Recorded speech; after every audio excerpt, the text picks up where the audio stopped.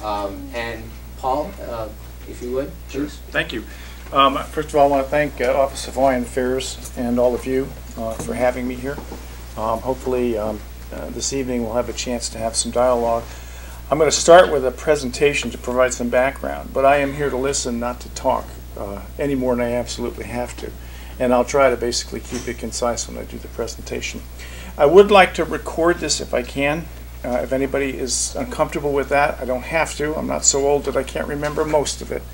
The recording is not something that's going to be published per se, but it would technically under the law be a public document. So were I asked for a copy of it, I'd have to provide it. And I want to make sure you know that. And we can either, if you have a real problem with it to go, we can just dispense with it. Or if any point along the way, if you're uncomfortable, any of you are uncomfortable about anything that's being said here, we can turn it off. So I want to make sure you know that. If you can handle the truth, we want it recorded. Okay, that's fine. And hopefully I push the buttons right. Normally when I travel, I have somebody working with me to both record, also take notes, and assist me with the technical aspects and make sure that I don't miss some comments in my own mind that we've gotten along the way. Because of sequestration, we're really running, we were spending the last money I have for fiscal 2012 that's committing it to try to do this. And it's not as a favor. If we could do more of it, we would. But it has limited my capabilities. So is there anyone that would have a problem here with me recording the session? Sir? I have a question. Yeah. The recording that you're doing today, is this part of a consultation requirement that you're obligated to meet, a reporting back? So this allows you to say that I meet certain requirements? It's really for me to make sure that I have something. Sometimes as I'm going through, we're starting the sorting process. We've been collecting information all the way along the way from different groups. And we're starting the sorting process. And sometimes I try to remember what was said. It's not a question of who said it, but I'll think back and I'll say at a meeting, I seem to remember somebody said this. And it's not an easy process to do because I have to spend time going through the recording. But it is helpful to me to make sure that I'm conveying what I think I heard, if I'm not remembering it to my satisfaction at least, in an accurate way. A lot of what we're doing with this project, and I'll speak a little bit more to it in a few minutes, but this is not designed to do anything drastic. It's really a question of trying to do a better job providing guidelines for a process that we use at the National Register. It's not something, and I'll preface my remarks a little bit more, TCPs are not something that, in terms of National Register listings, we have a lot of. Since 1980, we have, I think, 27. Most of them are Native American sites, but not all, and I'll speak to that issue as well. We have one that's non-Native American, non-Native Hawaiian. So we have several of those couple, and I'll speak to that as well. So if everybody's okay with that, I will record, and hopefully I push the right button.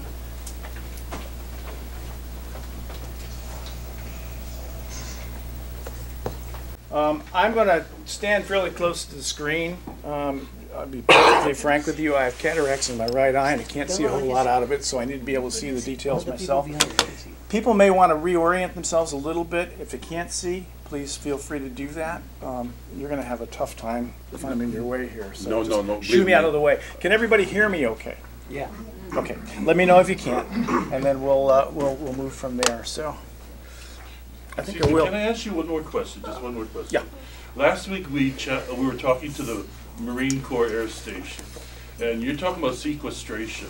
Now they're planning to build a kiddie pool and a bow and arrow range for their children. Now they're digging bones and they're tossing it aside, according to their archaeologists. They're going to pile it on the side, and they keep on digging. So I don't know how sequestration is affecting you when they have money to build a kiddie pool and a bow and arrow range for their children. Yeah, I understand your frustration. The President of the United States just spent how many millions of dollars going overseas? I don't know the answer.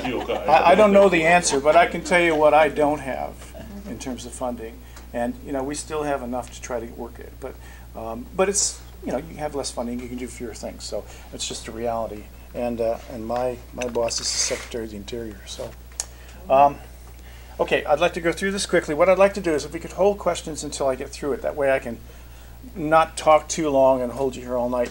We had a schedule, but as far as I'm concerned, I'm in Oahu all night. So if you want to stay and talk beyond the schedule, and I think Vicky, you've indicated that's possible, we're fine to do that.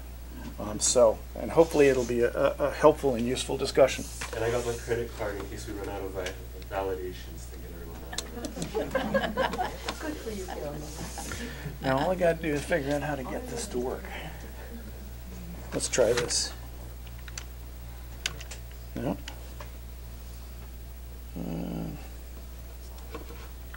I'm not seeing an arrow here.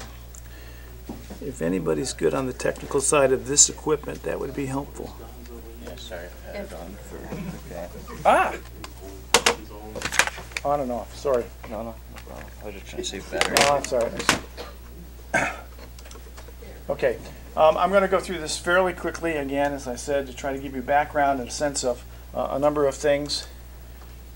First, I'd like to just briefly review what a TCP, a traditional cultural property, is as the National Register defines it. It's not the only definition in the world, it's just one we use programmatically, keeping in mind that the National Register is not the be-all and end-all of everything. It's a tool, and if I can speak a little heresy, it has limits in terms of what it can and can't do with regard to historic preservation as a whole. It's one of many tools. Why are we in the process of working to update guidance now? We'll basically discuss that. What's the current status of the process? What's the current time frame projected by our agency for the completion of the process? And that has been shifting some with the changing fortunes of our budget.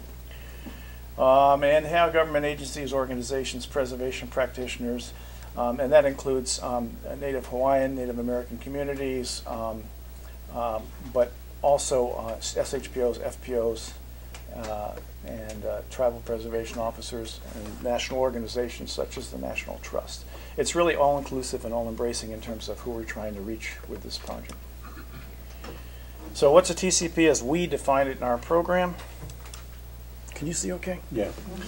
I'm actually close enough now where I can see this. I'm not going to try to read every word, but a TCP is a project that's eligible for recognition in the register when it's associated with cultural practices or beliefs of a living community.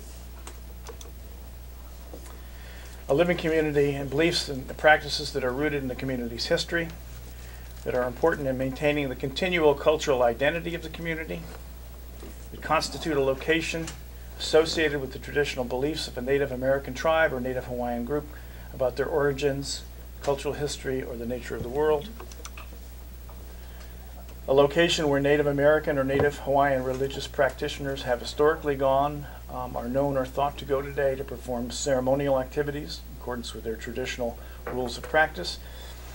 Or they're a location where a community has traditionally carried out economic, artistic, or other cultural practices, not necessarily sacred, that are important in maintaining that community's historic identity.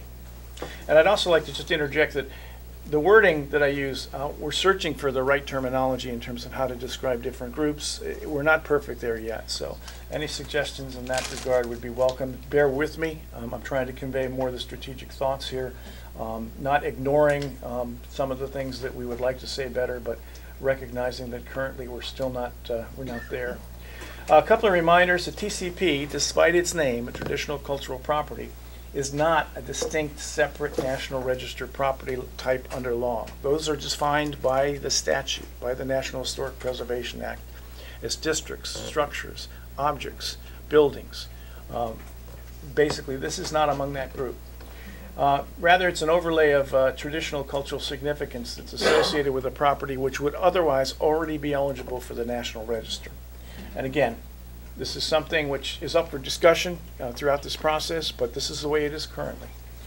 TCP recognition is not limited to properties associated with Native Americans or Native Hawaiians. It can be other cultural groups, ethnic groups, religious groups. It's possible. Again, it depends on the nature of the resource and the nature of the group and how that all works together. A good example of one that's not Native Hawaiian or Native American is a beer garden in Queens, New York, associated with the Czechoslovakian community for over 120 years in New York. It is essentially their community center. which I thought was a pretty neat idea. I would, certainly find that interesting, and they do. This is a community gathering that they're having. It's a special place for them, where they fraternize and talk about their background, heritage, and culture. Okay, updating the guidelines. Why now? And there are several factors which kind of leverage that over time in the past decade. But most important, Bulletin 38 was initially published in 1990. It was revised slightly in 92 and 98, but it's been operating now for well over 20 years, and it's never had a comprehensive revisit. How's it doing? Is it working well? Are there things we could change, things we could modify, improve? Generally speaking, I think statistically the expectation would be that the answer to that's probably yes. How much? We need to find out, and that's what this process is directed at. Trying to work with our constituencies and our stakeholders, Native Americans, Native Hawaiians, so that we better understand, for those that are familiar with it, how it's working, and for those that aren't, what values they think we should bring to the table if we work on a revision. We also, it really came to light initially in a meaningful way out of the Preserve America Summit that happened in 2006. Now, that was a while ago, and of course, sometimes it takes a little while for things to gestate. It came out as recommendation number 4, which was not one of the top recommendations the way the ACHP structured them based on the committee that was working, consolidating all this material. But it was there, and we were not ignoring it, and we started very, very quietly beginning to pull some pieces together to start this process out. Not the least of which is figuring out how I can pay for it, budget it, do all that, and that takes a while to structure. It was really leveraged by John Jarvis, our current director, when he issued his first call to action in 2011. It's not specifically talked about in there, but it's part of the overall revisit of our programs and our activities and our guidelines and what have you across the board. And the goal here is to try to make a meaningful effort to revisit all those and come up with reasonable suggestions for improvement, if possible implement the improvements by 2016, which is the 50th anniversary of the National Historic Preservation Act and the 100th anniversary of the National Park Service. It's not an absolute requirement, but our hope is that it's a good time. It's a good time all the way around for revisiting this kind of material. General framework for the process. We've split it up into 3 tracks, partly for the logistics, partly to make it manageable. Consultation with tribes, with Native Americans, consultation with Native Hawaiian organizations, and individuals, of course. And then consultation, if you will, with everybody else. And what we are doing is we're taking input at meetings like this through webinars, through written submissions, emails, or via U.S. mail or FedEx, what have you. We've posted it on what's called the ACRA site for the professional community so we can draw in their comments. And now we're in the process of beginning to sort through the information we have at this point and trying to identify some major thematic categories of what we're hearing are issues that probably need to be looked at as part of an update. And they vary depending upon the perspective of the track involved. I will tell you that we find strategically the Native Americans and the Native Hawaiians share many of the same commonalities in terms of concerns or issues, strategically, not individually, not specific to their own traditions, but I'm talking about things like boundaries and issues that structure there. And I'll speak to that in a minute and give you a little more detail. Process. We started this in April of 2011 formally. It is a lengthy process, and it's a lengthy process because our goal is, to the extent possible, issue a document, especially in final form, that is, to the degree possible, a consensus document among our stakeholders and our constituents, among all the groups involved. And there are, as you can imagine, a wide variety. So we are spending the time to listen, and listen carefully, and listen long. It's our hope, still is our hope, that originally we hoped to release a first draft by the early fall of 2013. And again, budget limitations, losing funding, I'm not able to work with some consultants I'd hoped to, some issues in terms of my own hands and eyes and stuff that have to be resolved. But we're still hopeful by late fall of 2013, and I'm thinking probably late November, early December. We would issue a first draft. And the idea of having a first draft followed by a second, and I say winter of 2014, I mean 2013/2000. I'm giving you the back end. That's the way I did it. And then hopefully publishing by late spring. We're using that format because we want folks to have an opportunity to see, for instance, at the first draft, what we've done with the information that's been provided.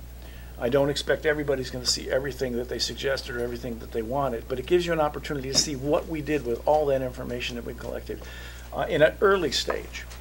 What we'll probably do is allow a 30-day comment period on that, and then I expect we'll get some comments, and we'll take those additional comments and try to come up with a second draft, and again, issue it so that it's viewable. You can see what we did the second time around. And there'll be another comment period. They'll be short, relatively speaking, 30 days. And then at that point, we'll do a final draft, and that's going to have to go up through our food chain, so to speak, for look-see. So the spring 2014 is pretty optimistic, but I'm intent on pushing as hard as we can to try to stay as close to that deadline, because it's something that basically needs to be completed. I talked earlier about a 2016 date. And so we want to have this aspect done by that time frame. And the idea is to give as much input as possible as we go along the way. I'm going to go through, and this is not comprehensive, but these are the major things that we've kind of identified as possibilities, themes, coming out of this process on a first round go-through of what we've got so far. And that's been fairly extensive in terms of collecting information. One of the comments, a number of the comments we've gotten say, no build, don't do it. It's fine as it is, just get federal agencies to implement it, which is an interesting comment. Getting federal agencies to implement is not something that we have the authority to do, but we do have the authority to provide better information so that hopefully they'll be wise enough to take that advice and do their process in a more efficient and effective way. I don't think I started at the beginning. Before I was at the Park Service, I was the Director of Culture for the Connecticut Commission on Culture and Tourism. One of my portfolios was I did the State Historic Preservation Office as well as the Arts Commission, the Films Commission. A lot of what I did in that job was 106. And I have to tell you, a lot of federal agencies have improved that way. But I used to sit with federal agencies and say, just do it. Get it done. It's cheaper, and you can move into the mitigation and discussion phase. Don't try to fight it. But anyway, so some folks have said, just get federal agencies to do it. It's not our purview to do that, but it helps inform us of what that goal is, and that's good for these guidelines. It'll give us a better understanding of what we're shooting for. Boundaries. Boundaries are an issue. The National Register requires boundaries. Those boundaries are not always an issue, particularly with traditional communities, Native Hawaiians, Native Americans. Those are not always easy to put your hands around. And I'll take a brief step back here. One of the things we have learned, or have been made very apparent to us from Native Americans and the Native Hawaiian comments we've received so far, is that trying to verify information associated with the traditional cultural properties, not really what you want to do. Trying to understand it is. And that's a big nuance that has important implications.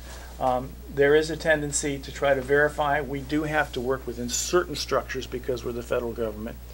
And even Bolton 38, as it is now, says sometimes boundaries have to be kind of arbitrary, maybe established by consensus. But we're going to look at that again because we're getting a lot more comments about why do we need boundaries, or do we need boundaries? If so, how do you determine them? So we're going to take a good long look at that and see if we can come up with better examples as well as a better description. Recognizing historic communities. Generally, that's not an issue with traditional communities. Native Hawaiians and Native Americans, it's not a problem. But we have surfers in North Carolina, surfers in California. We have fishermen in North Carolina. We have artists in Cape Cod. And the question is, are they traditional? Are they a traditional cultural group, or are they an interest group? And we wrestle with that all the time. And so that's one of the things that's come out of this process, is that when we get away from the communities that have historically been associated with indigenous peoples, how do we deal with more modern stuff on that? Stronger emphasis on community and group-based knowledge and traditions. That's in Bulletin 38, but it needs probably to be emphasized. That's what we're being told. You know, the first place that people should stop is, if you hire a consultant as a federal agency, that's great. The first place they should stop is the Native American community or the Native Hawaiian organization or group. Find out why they think it's important.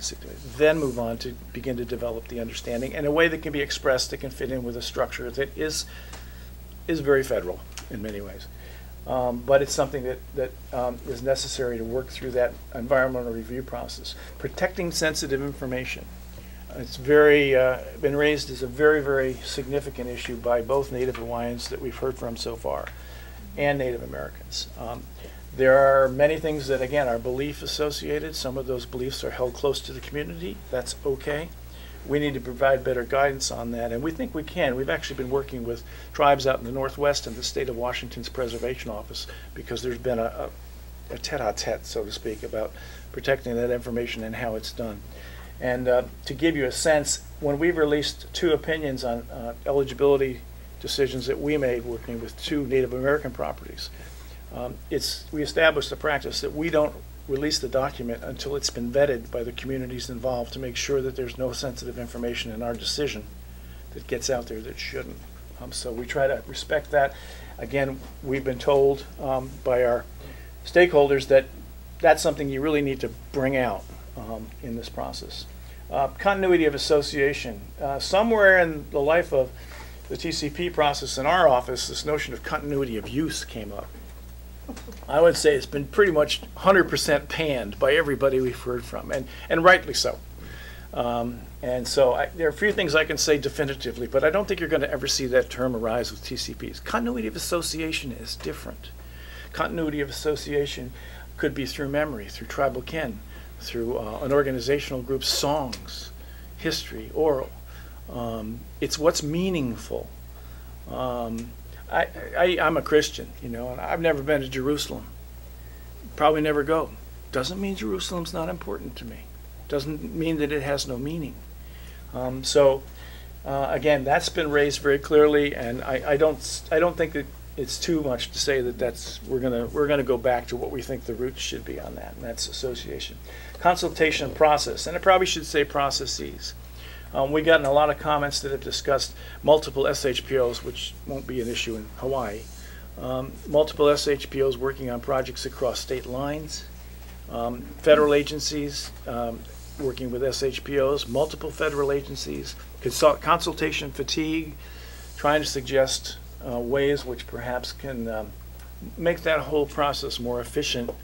Obviously it'll be project specific, but perhaps by using some case studies and examples, a way of all the different consultation members to work together. We've even had it in the case of Native Americans, tribes.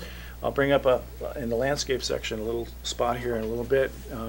It's Medicine Mountain. We had to get an agreement between 80 tribes about what boundaries to set for a given thing. And that was a tedious process, and there may be ways that could have been done better if we think about it ahead of time and make some recommendations. Overemphasis on archaeology. We hear this a lot. Archaeology is a wonderful discipline. It's really important. But what we hear is that archaeologists will come in, look at a specific site, look at the certain very narrow focus, myopically, not putting it in a larger context. And by not doing that, you don't get an understanding of why that site's important.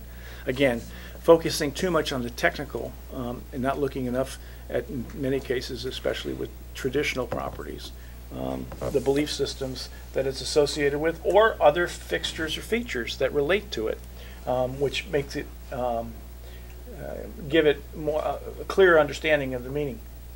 And that brings in, from a standpoint of the professional disciplines that we have in the Western world, the importance of the ethnographic perspective. Ethnographers are not gods, but they bring to the table an understanding that I don't have as an historian or an architectural historian about traditional communities. They help somebody like me understand what a traditional community is trying to tell me, and that's very useful. Generally speaking, I think what we what we're hearing from folks is very often a multidisciplinary perspective is necessary. It will be project specific, but that people should be willing to look at that approach and focus on the fact that you're trying to understand belief systems and people, not just something as hard and fast in, on, or under the ground. And that's, again, understanding versus validating belief systems. I'm a Christian, as I said. I believe Jesus is the Son of God. Now, if somebody asked me to prove that, how am I going to do that? You know, how's somebody who's a Muslim going to prove that Muhammad was the prophet? You know, and yet it's no less important. And I think that essentially respecting belief systems helps to lead to that kind of an understanding. That's what we're hearing needs to be emphasized here. And so I suspect that we will be certainly trying to go in that direction based on what we've heard so far. I've heard nobody say the contrary, even folks that are not Native Americans or Native Hawaiians. They all believe that. So the landscape context. Very often that understanding that an archaeologist may miss is because they're not looking at a large enough context to understand it.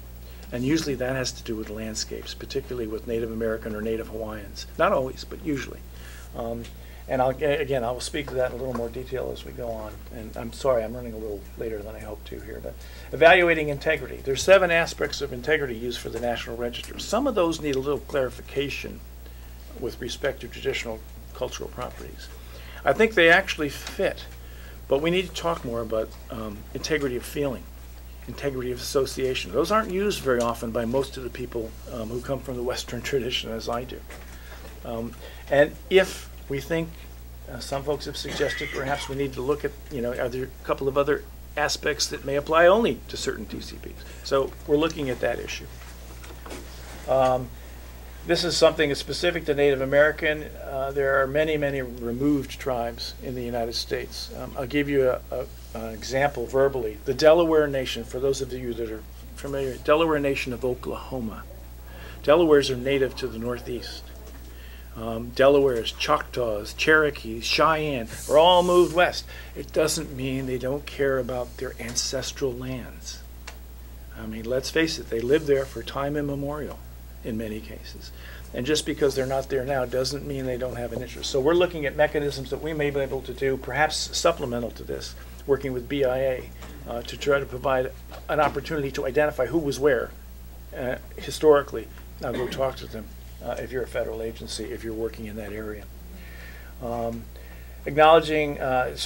Develop entirely separate TCP guidelines for Native American and Native Hawaiians. There are distinctions.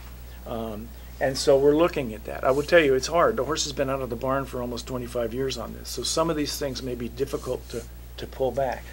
But we're looking at it because people have asked us to, and we think that certainly it needs to be respectful of those requests. Legal jurisdiction issues. Sometimes there are jurisdictions in terms of who's got ownership or what have you. We actually got questions from several tribes about why do they have to go through an SHPO for things that are on ancestral lands rather than tribal lands. And I actually checked it out with our solicitors, and there's a constitutional issue there. But we will try to make sure that there's probably a better explanation of why some of the regulations exist. I think that's helpful for people to understand the backstory so they understand what you can and can't do. Again, reviewing coordination issues in the broadest sense of the word, trying to make sure that if there are, and we can probably do some of this through some case study work. Case studies probably won't be included in the document. They'll probably be referential by link. So you can see in some cases the actual documents as well as explanations and descriptions. That's in an attempt to make it less unwieldy, but the reality is too, we probably won't issue much in the way of print copies.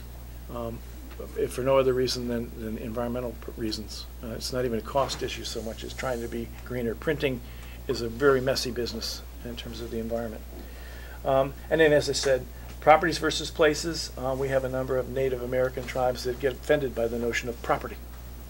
It's a Western concept that they would tell us. And so the bulletin uses both.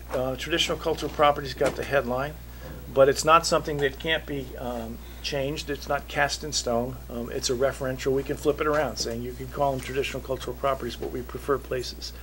I will tell you, my own staff prefers places because they think it's more accurate and more respectful. But we're looking at that, and we will throw that into the larger hopper and continue the discussion on that. And then, as I said, providing case studies of success, and case studies where we said no, so people can see how we approached an issue in its entirety. And in some cases, you'll see if we have several of these, you may see a progression of learning on our part, because we're still learning about this too.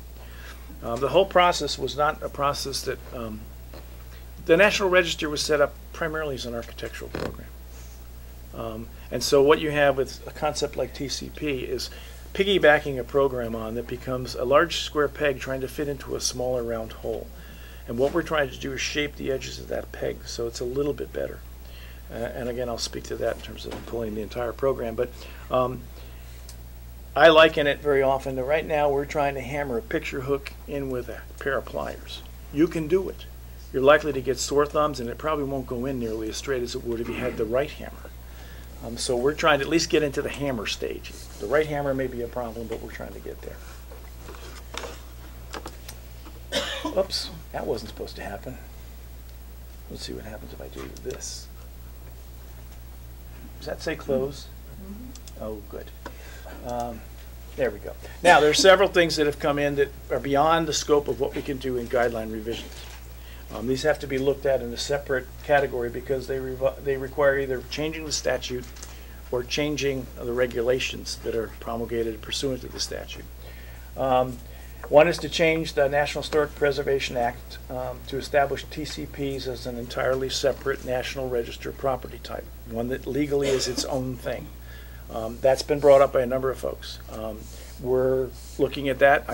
Again, with any of these things, it's not part of our process. So now we will issue a recommendations report for further actions or study. Another is to create a fifth NR eligibility criterion. For those of you that know the register, there are four, if you will, general criterion, A, B, C, and D. So we're talking about potentially an E, just for TCPs. And then another that we've gotten a number of comments about is switch it into an entirely new program that it's its own animal. Because it really doesn't, it's not a good add-on in many ways to the National Register. That may be somewhat problematic because, as I said, the horse is out of the barn. But we've gotten a number of comments, and we will pass this through, if you will, as a recommendation for further study and discussion. Saying that, Stephanie Toothman, our Associate Director, has been interested in much same kind of a process for cultural landscapes.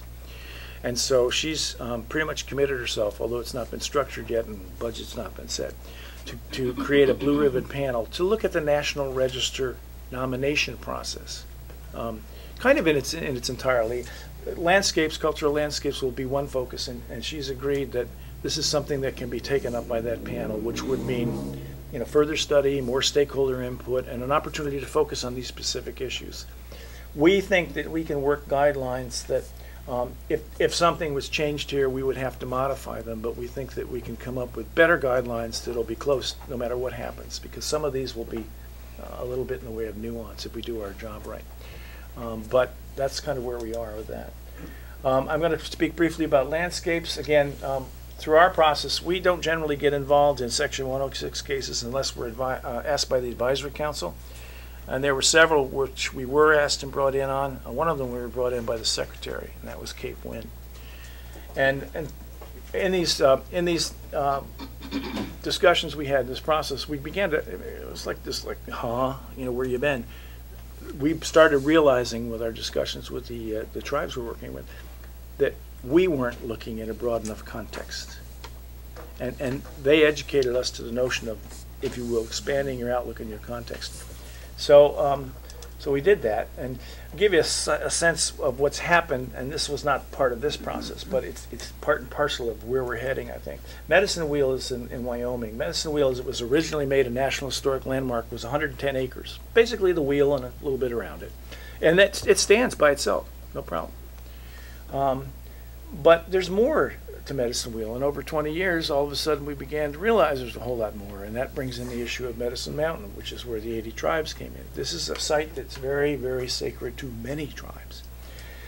But the important part was recognizing, and you'll see the wheels right about there. And there's this mountain in the background, and that mountain relates to that wheel. Now, I don't know the particulars ceremonially. It's not important for me to understand that, but it was made very clear by many tribes that that mountain, and within that area as a whole, there are also ceremonial gathering sites for plants, for water, other places of ceremonial power that relate to this whole thing. For those of you that are familiar with Stonehenge, not too far back, they discovered some other sites further up the river. Same thing. Beginning to understand the context makes Medicine Wheel even that much more important. Medicine Wheel is the only TCP that we have that's a National Historic Landmark currently. And so we went from 110 acres. This is the new boundary. It's 4,080, I think, acres. And the wheel is about, bear with me, my eyes are not doing well. It's in this area. And the mountains up here. And then it goes over to pick up some water gathering sites. And there are other sites kind of sporadically scattered through here that relate. The boundary itself is not, it's an arbitrary boundary in the sense it's a boundary that everybody was able to agree on. They all agreed that what's in here is significant to all of us. We know that there can't be perfection, but we know that the federal government process requires there be some kind of a boundary. Keeping in mind that just because it's outside the boundary doesn't mean it doesn't get looked at in 106. So it's a compromise. But what it really identifies is that within this area, everybody agrees that it's not just the two major fixtures, it's the landscape, it's the topography, it's the other ceremonial sites. They all create a unified piece. And I would liken it to the wheel, was, from my tradition, would be like the smile of the Mona Lisa. It's pretty cool. But it's a whole lot better when you put it in the picture. And this is just a summary of why the boundary was changed based on new information and what have you. I won't read it, part because I can't with my eyes currently, but just to give you a sense of what we're beginning to learn in terms of the importance being taught by folks who are working from a traditional perspective, the importance of that landscape. I've had landscapes in Cape Cod and Nantucket Sound that we were asked to arbitrate and a request for Nantucket Sound, which is kind of, the green includes some of the surrounding landscapes. Nantucket Sound's about 600 square miles, pretty good size.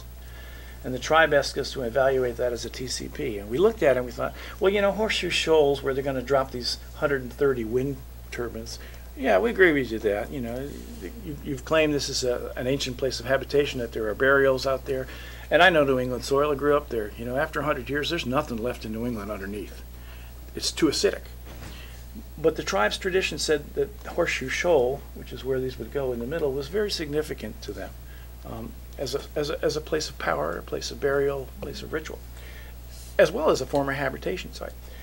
So we were very persuaded on that. But the sound as a whole were questionable until all of a sudden they began to identify all these little dots. They're not archaeological sites. They're only sites we identified with them in a 3-day on-site consultation. Those are TCPs. And some of those TCPs, especially right over and around in here, and they are purposely a little blurred so that you can't find exactly where they are on the map, relate to the fact that there's a view shed. And it goes roughly there and roughly there. It goes to, what's the opposite of the equinox? Yes, and it goes to the winter solstice and the summer solstice. And what that is important for is because the Wampanoags, the translation of their name roughly, is people of the dawn, greeters of the dawn. And most of the New England tribes, there's a few up in the north that would argue that they have that title, but a lot of tribes feel that the Wampanoags do greet the dawn, and they greet the dawn by looking through that vista, right through there, right through, and their sites. Remember that wind farm's going to be right here? When it gets built, and apparently it's going to be built by 2016 now, they will have to look through that to do all their ceremony. And they made the case, and we understood, having sat with them and looked into their eyes and talked with them. The importance of the juncture of the rising sun, the water, and the sky is big magic. It's very, very critical to their culture. And when you interrupt that view, even with wind turbines, and you do see them, that degrades that ceremonial practice to them. As I said, they're going to build it anyway because they got a permit, which is a poster child study for Section 106 doesn't guarantee preservation. But what they taught us by telling us all these different locations, and this red lines were their cultural hero Moshep. He originally came from here, but he went across to live on Martha's Vineyard, and when he did, he dragged his toe and he made this channel of the ocean. And he finally moved out to the far end of Martha's Vineyard. But he didn't stay there the whole time. That was his camping grounds. He would also go back out, and the fog that is very, very often, I used to sail these waters as a kid in Nantucket Sound, very as thick as pea soup sometimes, visibility 100 yards, not uncommon. That was the smoke from Moshep's pipe. And one day Moshep's pipe went out, and he dumped it out, and Nantucket became Nantucket. Learning the creation, it's kind of a creation story, but learning the importance of that to the tribe made us understand better the contextual relationship. Why are certain landforms, why is Nantucket important? And the THPO would take this corner of the map and flip it up over Nantucket, so there was nothing but ocean. So you said, no Nantucket, no Nantucket Sound. No Nantucket Sound, no ceremonial practices. I mean, so that's the kind of process we went through, all related to the traditional landscape. Now you have to understand, this is one of the most densely built up resort areas in the Northeast. And I mean, the Kennedy compound is right there. But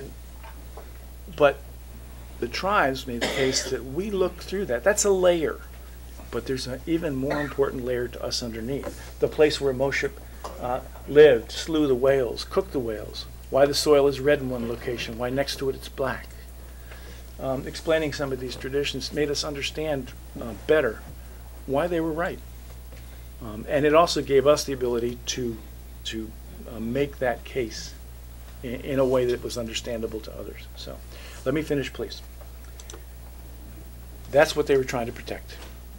And they were kind enough to take us to one of the sites so that we could at least get a visual feeling at dawn of what they were. We didn't stay for ceremonial practice because it wasn't appropriate. But now think of this with 130, 440-foot tall wind turbines in front of you. Again, understanding was very helpful for that. Okay, I'm pretty much done. What I'd like to do is, if you do have any questions, we have these sessions here. These are the beginning, not the end. I'm going to be running consultations and listening sessions through at least the back end of September at this point. We are always available to send material to by email, by fax, and if you have questions, you can certainly call us. Yes? So, forgive me that I don't quite understand a lot about this, but if you get a site that is designated traditional cultural properties, and it seems like a pretty complex process, would that stop the American military from bombing it? That's the decision as to what to do in terms of mitigation. So why should we bother? Some people will take that attitude. Most agencies do pay attention to it. Believe me, the Secretary of the Interior, before he issued that permit, he went through hoops and barrels to make sure that he was doing it in a way that was... I wanted to say that also, I teach Oha history at the university, and I want to tell you that we have boundaries. It's called the perimeter of the islands, and everything inside is sacred. Yeah, I understand that. But the National Register program, the position that it's been taken is that everybody has special places even within those boundaries. You know, the Wampanoags will tell you that the area I showed you was a small part of their ancestral territory. We don't mind sharing it, but we don't want it destroyed. And what we see right now is American military destroying our sites and desecrating our sites. Yeah. So you see, for instance, Mauna Kea, which is a very sacred mountain, full of observatories. They don't even pay a desecration tax. So there's nothing we can do about that. This is kind of a waste of time, no? Sure. It depends. I will tell you, we've had some arguments. Right now we're arguing with the Navy about a place called Trestles in California. And, we're not letting go. At the end of the day, they'll still make the decision. But, we will still move forward with the designation process because they're going to have to go through hoops and barrels to basically prevent people from using that site for that by keeping it off the register. So it's not a perfect system. I'm not suggesting it is. But it is something that's available to try to steer people. We had a Turners Falls Airport issue that we were involved in, which was a sacred ceremonial hill with sacred structures on it. And again, same thing, context, landscape, 18-mile circumference. FAA said, okay, we won't bulldoze the hill, we won't cut the hill out. we'll work with the tribe to sit down, and we're going to put new lighting systems in there, and we will work with the tribe to make sure where the footings lie are something that they're agreeable to. There's success stories too. They don't always turn out. I think every other agency is much easier to work with than the military. They can bomb anything they want in Hawaii. Yeah, well, I won't gainsay you in terms of working with the military. So, yes, you're next. Is this bowl for vomiting here or barfing things out? Because it's a lot of shit to have to take from you. The bottom line is, you're in the wrong country. Why are you wasting the energy showing someone else's history? What about our history? And let's start with your illegal occupation of our land. Yeah. And what I told the military is, get the fuck off of our land.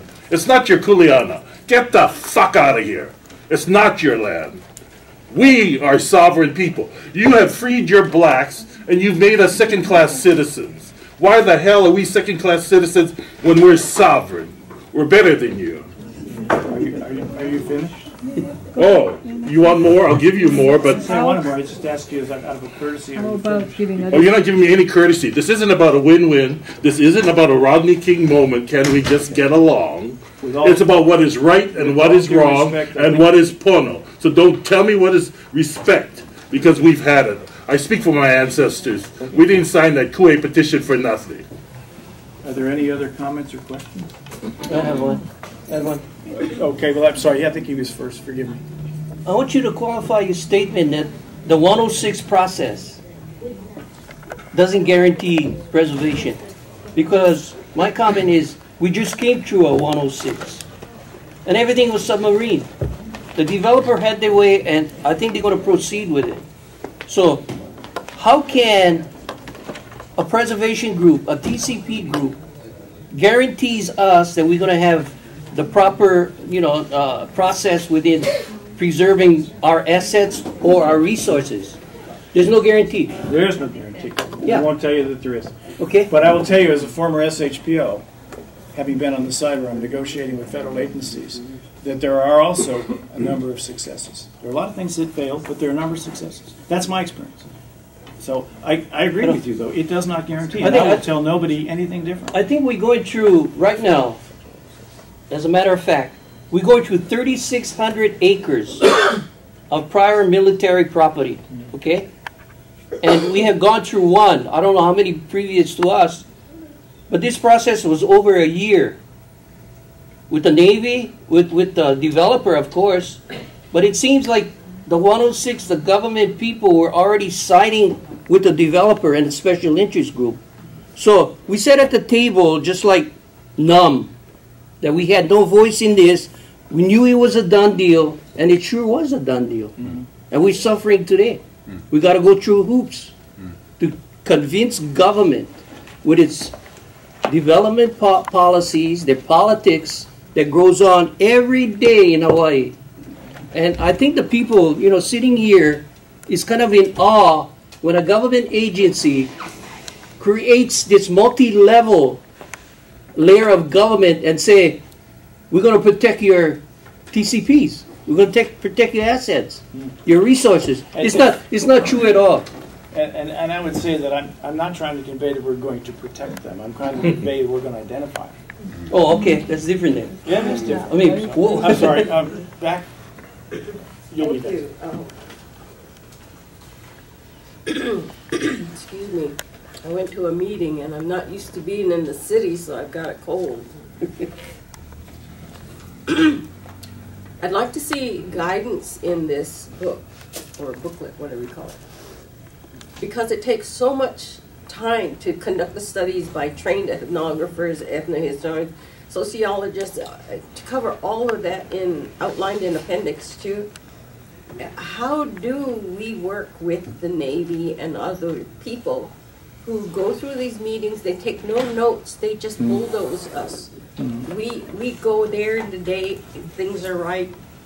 We come back the next day in the night. You come and bulldoze things. So that was one. The second one is guidance on intangible properties, practices. One of the things we do is we have always invited people into our homes. Now our kekeo cannot come home because we cannot have short-term rentals here. It's not permitted. So I'd like to see guidance on intangibles. It's not an art, it's not a... Yeah, can you elaborate a little bit on the rentals part so I understand it better? I mean, rentals of... homes, our own homes. Okay. Mhm. Okay. Just want to make sure We that's cannot clear. have people into our own homes because Okay. the Because of city council zoning has requirements? zoned against it. It's a county. Okay. Okay. So I'd like to see more guidance on intangibles. That's not an art.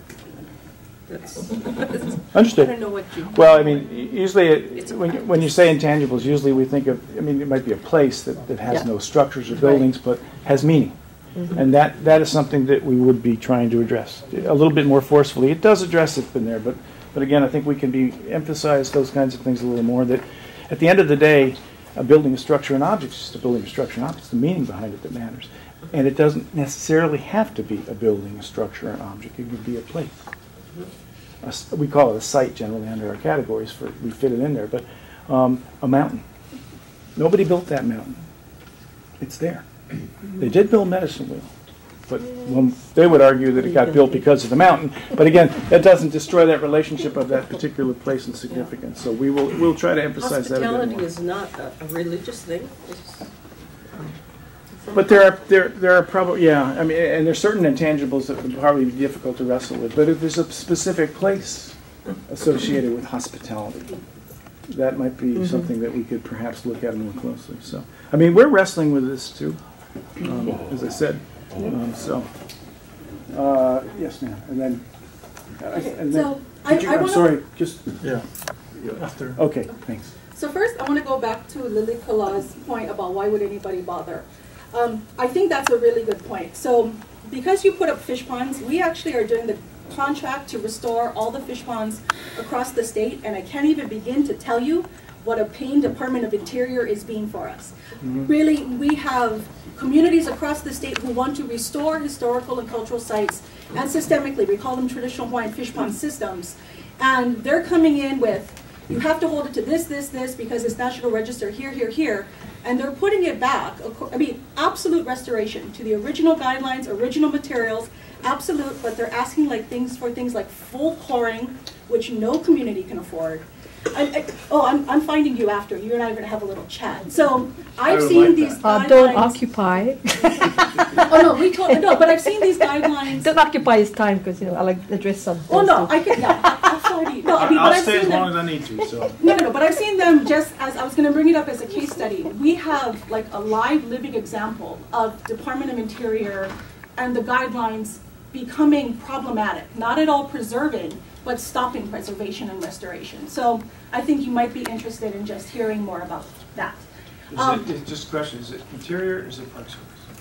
It's Park Service. Thank you. Do they fall under the Interior? Okay. Yeah, we definitely need to talk. Yeah, okay, so yes, absolutely. Okay, and then I have 5 specific things related to the bulletin that I think need to happen. 1, less emphasis on the built environment. I think you just have way too much, and I understand where it came from, so I understand that. 2, more emphasis on non-value use. I think you talk about use and continuity of use, but for Hawaiians, there is a lot, like Mauna Kea is a good example. We show value by not using places. So I think sometimes, I think especially for high mountaintops, the value, their sacredness came from the fact that nobody ever went there. So I think there's not a lot of understanding of that. And again, that returns back to overemphasis in a built environment. Understanding that there was tremendous value in natural environments. And sacredness and value came from natural environments and not built environments needs to be integrated better.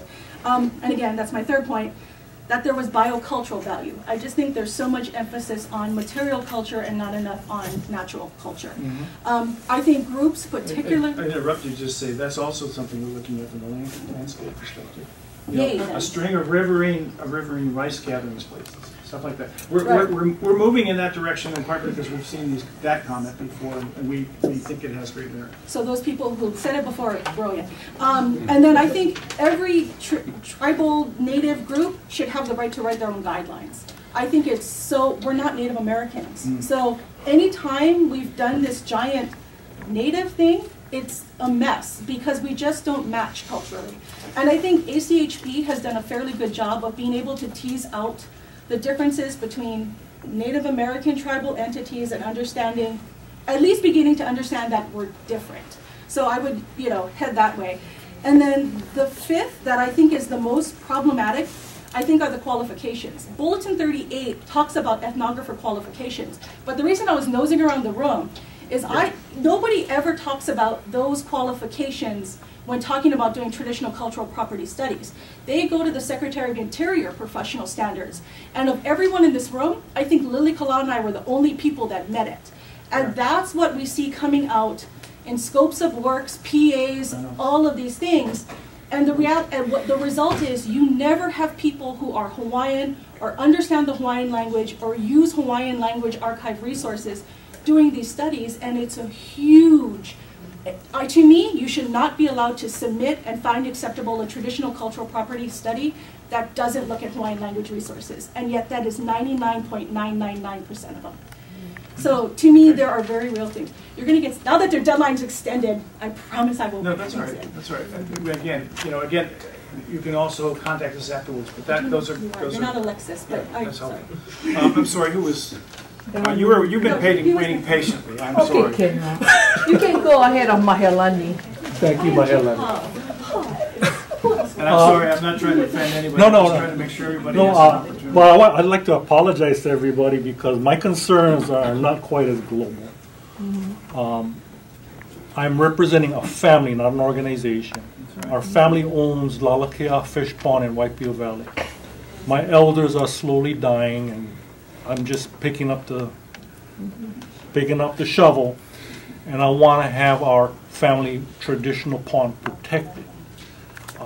My concern is, I was working with Senator Akaka to try to make things work, but he retired, but well deserved. But I find a major hindrance is the SHOPO office, the state historic. They seem to, they don't react. I mean, I've been working, I even took a stab at making my own petition and drafting up my own historic research and categories and historic, you know how the world works. If nobody's going to do it for you, you can either sit on your ass and nobody's going to do it for you. So I did it myself, got it all the way through. People said, your office said, whoever it was, sounds like a great project to support. But I haven't heard anything from the local state office, which happens to drop the ball on a lot of stuff that the Hawaiians are trying to get straightened Out of off. curiosity, do you own the fish pond? Yeah, Yes. they own it. It's ours. Speaking of that, yes, you're right. SHPO should do their job, basically. So I'm not talking as an interested party. I'm talking as the owner. My name's on the document. No, I understand. But as the owner, and again, I don't know Hawaii law, but I mean, coming from where I live in Connecticut, the best place, the strongest protection you can put on a property is a restriction, preservation restriction. And you can do that if you do. Yeah, You can put a restriction that says, right? Yeah. Yeah, he needs like 17 permits. That's why we got hired. Yeah, because it's a waterway. I guess I have to get permission from the Corps of and I will tell you You need Engineers. to come talk to us. We're trying to do that already. it has not been resolved yet. But Were you talking about my pond, by the way? I'm talking about, no, and what's so funny probably is doesn't know Shippo about can't your stop pond. calling us. I mean, She will after tonight. Yeah, no, I mean, no, so we're exactly doing that No, anyhow. because they can't restore. I mean, it's. Yeah, basically, there's a lot of paperwork and everybody has a say in something, but really, are they interested in moving Pono? Sometimes there's some people, they just want to, well, I don't feel like it today, so I don't rubber stamp it jazz. yeah. You know? Well, we know there's a problem with Hawaii. Oh, we're not the problem. Don't go there. We're not the problem. But, No, I don't think you but I don't care be what honest we need to with you. clarify. to be honest with you, the final result with the federal No mistakes government, now. with the federal government's recourses with that situation at the end of the day is to pull the funding. Yeah, That's not necessarily going to help the state of Hawaii either. that's right. We're trying to find a way, I think my boss is trying to find a way that will improve that situation, but not do more harm. Maybe doing a bulletin, sidestep the inefficient. Yeah. Yeah. I can't offer you anything other than sympathy on that one, but we are aware of it. And again, the worry is pull the money. That may be even worse. We're trying to find the right recipe to move that forward. Is it a problem to work directly with the historic Yeah. preservation? We're not legally authorized, Oh, see, unfortunately. that's But a catch-22. But I'll tell you what, no, I'll tell you what, do this if you would. I've got cards up here. Send me an email. I don't know if it'll do any good, but I can call and see if I can leverage something. Paleface speaks with forked tongue, be careful. I want your card. I'm not guaranteeing anything other than I will try. It's the best I can do. And I can't offer you a guarantee a result on this one at all. Her first, Mahela. Mahelani. You asked for suggestions on how to improve it, Yeah. and everybody's trying to give you messages on how to improve it. And one of the things we need is more money for the State Historic Preservation Office because they're always underfunded. They never have enough time or people to do what needs to be I used to done. be one. I know. And that's why agencies that work in Hawaii get away with murder because there's nobody to review the plans and after 60 days or whatever, they can do whatever they want if SHPO doesn't do anything. So that's one problem. Secondly is there's no teeth. So if we're going to walk the talk about recognizing and protecting our cultural and historic resources, we need to have a little more teeth. The agency has to be stronger in dealing with the other federal agencies that have, projects that are throughout the country, especially in Hawaii. Yeah. You guys need to have a little more backbone and stand up to them and not let them, get away with. They have done such terrible things here in Hawaii. And I'm sure you hear the nightmare stories everywhere, and we're all frustrated because we're dealing with it. Federal agencies that don't give a rip. You probably know this, I'm not trying to dodge it, because I'll mention it too. The ACHP is the federal agency that has purview over that program. We mention it to them, we emphasize it, but we don't control it.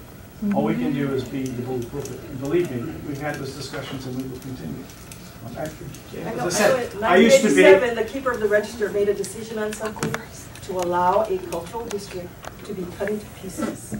And that was not because it was appropriate, but because the State Department of Transportation insisted that they needed their project more than the most elaborate irrigation system at Ulupu be preserved. It was the biggest, the most complex system in the whole state. And it was cut up into pieces because the keeper allowed it to be. How do you mean the keeper allowed it? It's the keeper that gave the permission to cut it up into a discontiguous district. Well, let's talk about that afterwards so I get the specifics and I'll see what I can do to follow through. Well, you've got a highway already. When was it done? So it's done. When was it done? 1987. Okay. A little bit out of the barn. I can't cure what happened. Yeah, this is in But, and 1992. again, what we're trying to do is come up, we're not perfect. I was, like I said, I was on SHPL. I understand the funding issue. Believe me, it's Congress. And if I could get Congress to do full fund, they should have fully funded the Historic Preservation Fund 20 years ago. They didn't. We press, we've got some committed people from our agency that go to the Hill, and guess what? In one ear and out the other. In terms of what you're talking about from 87, I can't change what happened, but I can prevent it from happening again if there's a legitimate reason for me to do that. I'd like to hear more about what the problem was because I can only learn if I understand what happened. Okay? That's the best I can offer. I can't change off. Yeah, right. The highway's built. Forget it. But it's good to know what happened, how it happened, and what you think why it's in terms of. I can be educated. Yeah. I don't know if there was a next, but I think you're it. Yes, I am. Okay, I have 3 points that I'd like to make. Yeah. First of all, our organization sent in a nomination for the Queen's Garden 3 years ago, maybe 4 by now, and it was rejected because of the understanding of what the garden meant. They wanted to say the boundaries have been compromised. Therefore, it is not significant under. So we talk about there as being a contentious subject, and it is boundaries. Mm-hmm. And the Queen's Garden was a time in history when the Queen's followers, shall we say, overnight planted an entire garden with the name Uluhai Malama on it. And our association now owns part of that. It since became a graveyard because they've just figured, hey, this is how we're going to get this land and out of that historic site, we're going to make it into a graveyard. And this happened in the 30s, I believe. So it's nice to know that the Queen's Garden is very significant to our people, but because NPS doesn't quite have the knowledge or the whole scope of understanding of our culture, is looking at it from a very Western perspective. And that needs to change. And I'm just using the Queen's Garden as an example. It still has not gone up. The gatekeeper, the keeper, or whatever has sent it back as saying it's ineligible. That needs to be addressed. My watch, my responsibility. I will Exactly. do that. The second thing is qualifications. I am sick and tired of having Western sense of what qualifications mean be the have and have nots. Where most of the people who are educated through the academia have almost very little hands-on experience with traditional practices and cultural issues.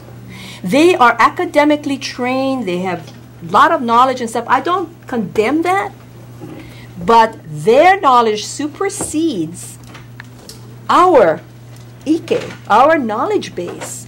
That cannot happen. We should be the ones setting what the criteria is for qualification for ethnographers, for the archaeologists that are actually studying our cultural sites. So these are some of the things that need to be changed. Here in Hawaii, every single one of the bases that have a cultural resource division, does not have strong cultural presence. So how can that be? But they're basing it on the qualifications as applied by the federal government. So that's an area that needs to change, qualifications. Number 3, ACHP.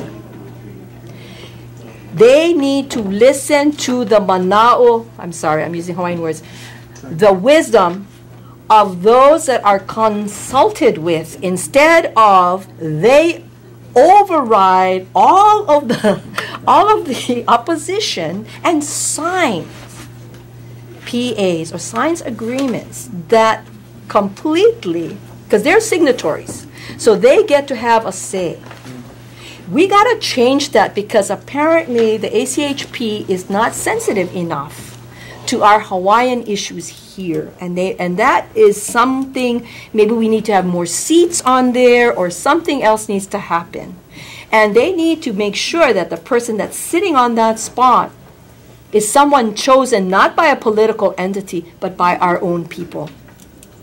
Because only our own people know who is and who is not qualified to represent our cultural interests. So those are the 3 things, and I will speak with you afterwards too. By the way, like a couple nights ago over at that marine gathering on the other side, that gentleman was very intent on saying, from our perspective, He was constant with that. And you've been pretty constant with yours about saying you're having to learn more. Yeah. But the reality is, we are the truth in this room, and you're not. So the real truth is that this is our home. This is our home, and we are the truth. Period. And it's not for us to have to continue to educate multitudes of invasive species that visit our homeland and seem to think that we're going to be sub to them and be just used as consultants. No, we are the truth of our home here in this pico, in this universe. Absolutely. Any one of you that continue to visit us and continue to think that this is also your homeland, let me put it to you now, it's not. It's never ever been. We are truly the truth of this pico, and you need to understand the significance of pico and also truth, because your system has not been of truth from day one. We are givers, and you continue to take. And those that are on the taking side are making money while we still continue to give here in Hawaii. We are truly givers. Yeah, and so again, it's just, well, again, it's not for me to even ever think that humanoids will ever get to have any sense of conscience, because they'll never get it. Those with aloha have conscience. Those that are otherwise are not. They're humanoids. Question. Okay. I'm sorry, who was next? Go ahead, Mike. Okay. You know, one of the things is I'd like to put on the table is your agency needs to partner with EPA. And the reason why EPA is the Clean Water Act. It protects karst and underground waterways that are aqueducts because of the Association for the Clean Water. And we have shark god caves, water god caves, mo'o caves, which are called pu'uvainas. And when they get to the ocean, they're karsts. Karsts are all over the Midwest and are very heavily protected. And one of the things is the EPA does the inventory and assessment for these underground estuaries, and I'm talking with fresh water.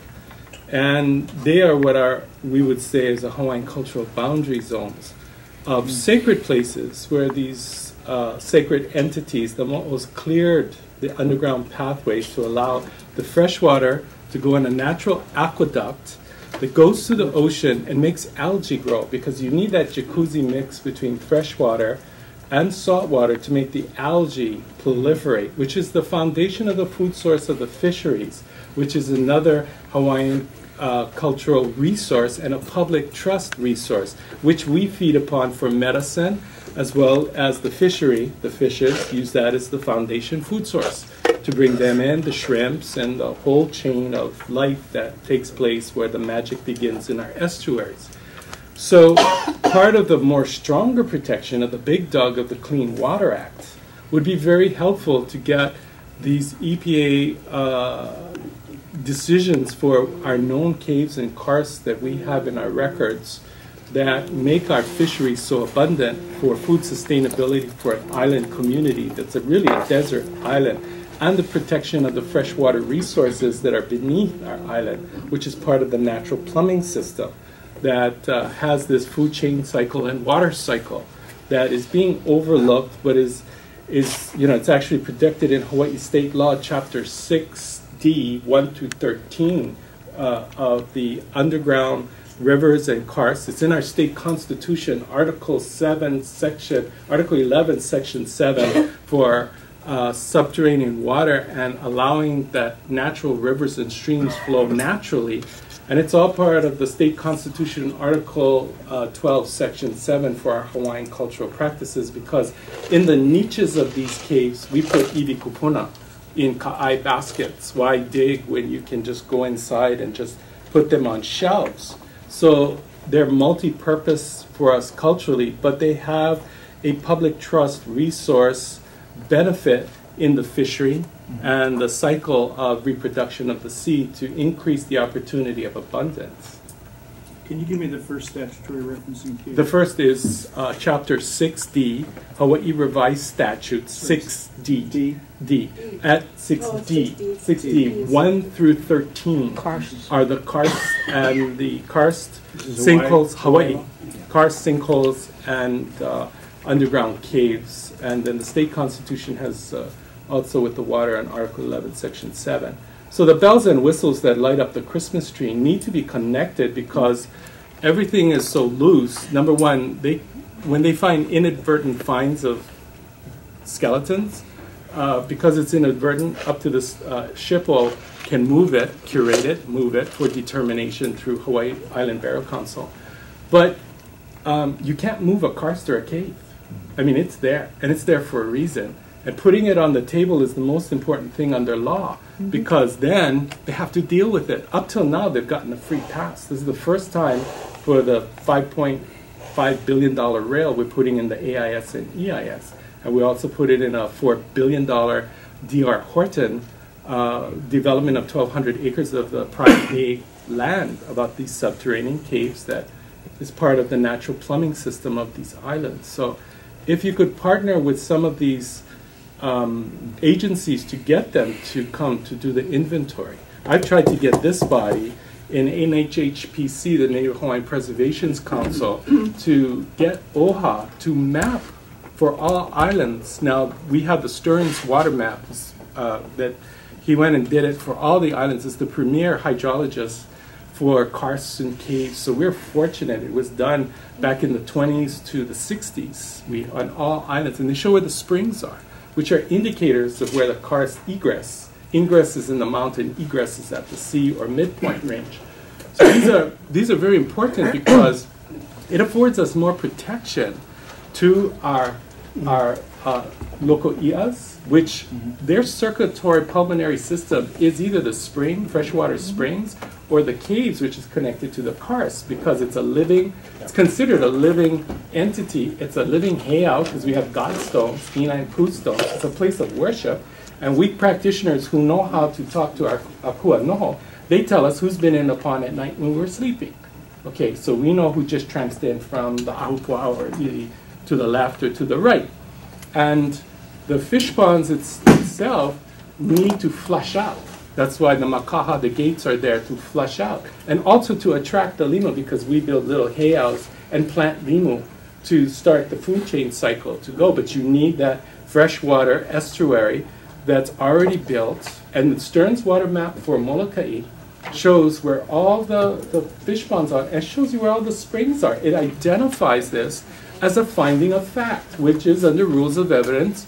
You can put it in for your mitigation of foundation of imminent harm. So it is paramount that these things are put on the table and taken piece by piece to strengthen what already exists for the protection of the Hawaiian cultural boundary zones, and could be used as a model for the other areas as well with their local laws that are picked up. Wow. I enjoyed that. All right. I enjoyed that. That's the first time I heard that, and I appreciate it. I need to digest. Play the tape back. Yeah. And I got the three legislation pieces you referred to. But yeah, I mean, because I'm not familiar with that, so I will become familiar with it. Yes, ma'am. More of a question. In the federal government, besides your division, what other divisions have to do with historic properties?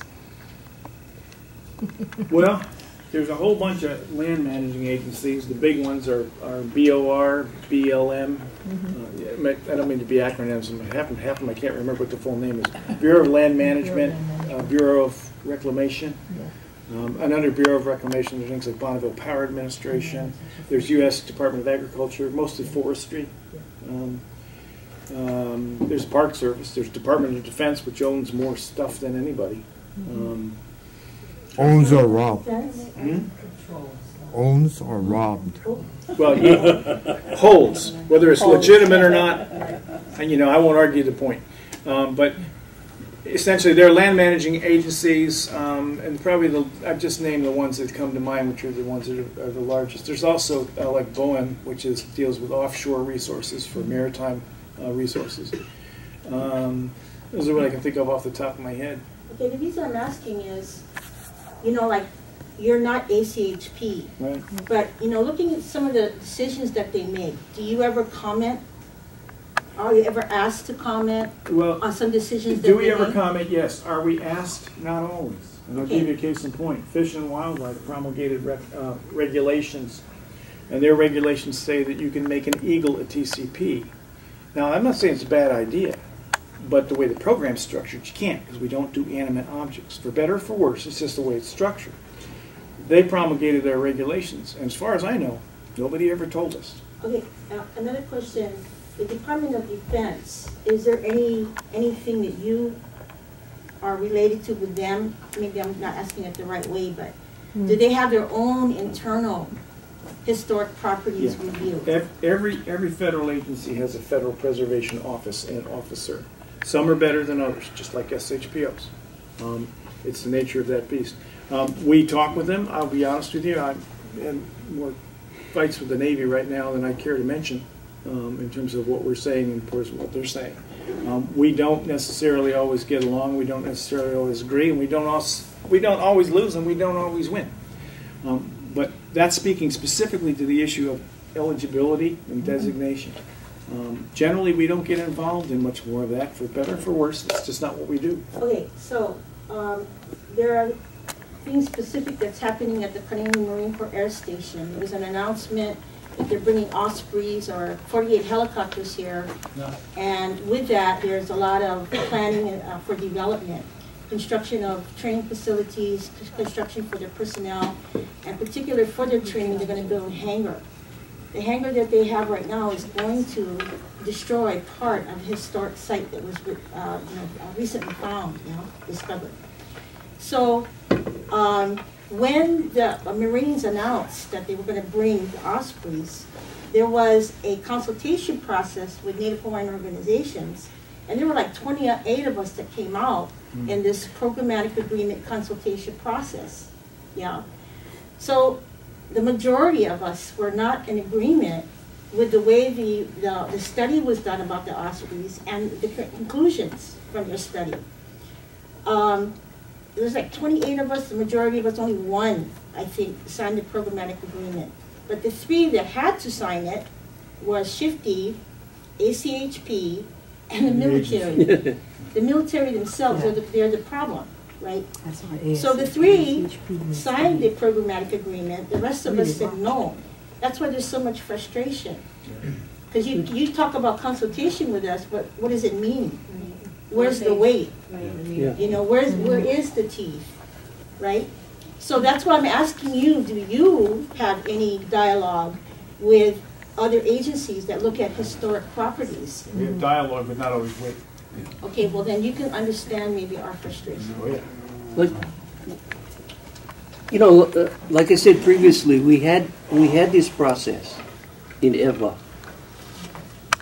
But the problem, I just want to continue on Mike's discussion. The 3,600 of old Barbers Point had been under military jurisdiction for almost a century. Okay, now they open it up. So we in the public wanted to go in there and make assessments of what the, you know, the cultural properties were, assets and resources, and find out they had put it under HCDA. Yeah. So HCDA was established by the legislature. They have their own administrative rules. 3,600 acres. Now we wanna go in there and try to you know, see what we can garner for as far as properties and resources are concerned. But they have so we went through this 106 consultant process, mind you. Almost a year it took. And you know the Navy tried to squash everything the community had to do with that property.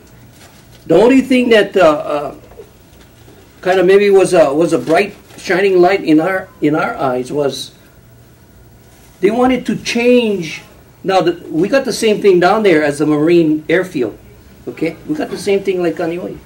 The same people that run Kaneohe airfield came in and said, we'll take it over. We took it over the airfield. We said, no, we want this airfield be preserved.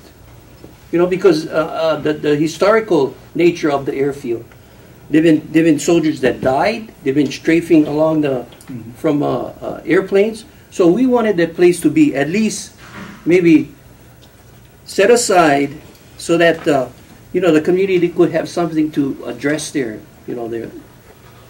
But the developer said, no, we're going to put PVC, you know, panels on that airfield. So it was all a mess. And I think they squashed it because government was involved and the powers of be was all for naught. We lost out on it. Now they continue to bulldoze that area with the Iwi Kapuno. Yeah, it's all in there. Mind you, 100 years, never been. We got cars, we got trails, we got Vahipana, we got sacred stories and sacred places in there. Who cares? Developers don't care. So, sir, I think at this point, you know, the early stage, maybe other places too, there should be a leader at the federal level, because the state is not kind of doing their part in trying to preserve, I guess maybe economics or, you know, the buy-offs and interest groups. They're not, you know, relating to the local, especially the cultural people. So, I think that should be addressed. And cars, underground estuaries that feed Ever Beach's limo. Now we don't have. The reefs are dying. We don't have any limo in Ever Beach. As you all know, all the old kupunas, they know Ever Beach used to be the limo capital of the world, right? Now nothing. You know why? All those estuaries have been plugged up, so you don't get the nutrients coming from Maka down into the near shore. So somebody at the federal level got to speak for our concerns. Let me just want to ask one question. In your experience, has DOD or the Navy ever come to you, just you know, your community from the get-go, and said, what do you think? No, they have never, except for... It's the same Navy I know. Yeah. I'm sorry, somebody in the back. Either. Just being updated on how you're going about with your process. I'm just curious because throughout your presentation you used the word like tribal, and you were referring to tribal governments. I'm assuming the Native Americans have submitted themselves to the Interior Department. Here in the state of Hawaii, I mean, that's our political status is still yet been undefined. While you're here and you're developing your draft statements, who's going to sign off on this as far as here in Hawaii? Who gives the final okay after all the consultations and stuff like that? There's not really a sign-off by anybody at any level other than the Department of the Interior, but you'll get to see what we're proposing and make comments on it. Who would in turn accept your proposal from your, with respect to state authority at least? Who's gonna? There is the state. The state has the right to input, but it's a federal process. My only concern is because when I hear language being referred to like that as identifying us, especially tribal people, perhaps that. Understand that I'm reporting on what we've been hearing throughout the entire process. There is no question in our minds that Native Hawaiians and Native Americans are different groups, if you will. It's different. I respect your position. I honor that. And because there are similarities. I mean, you can look at resources across the board. There's other interest agencies here that are trying to take and also hope to have that promoted in various other agencies like yourself. When a time comes to push to perhaps get our people on a certain class of political classification, they're going to use that. And I don't put the onus on you for doing that. They're saying that that's what they're trying to do. So, but I mean, frankly, the reason that I'm here is to try to make sure that we have these conversations so that I have the benefit of them. I mean, I can't promise you that everything's going to be rosy when we get done here, but I can promise you I'll try, and I will. So, you're not. Okay. Sorry.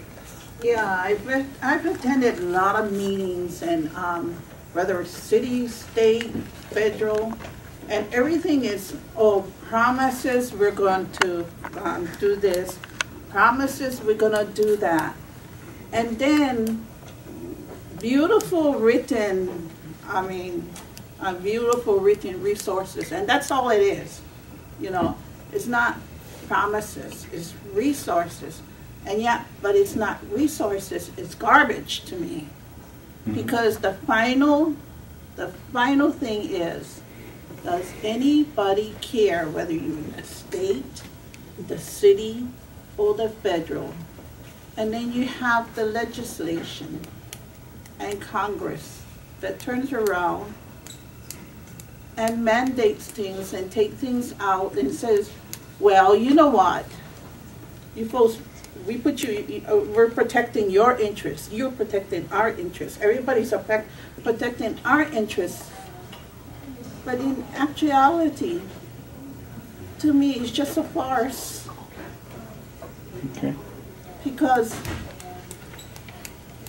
I see we having the same problems over and over and over again.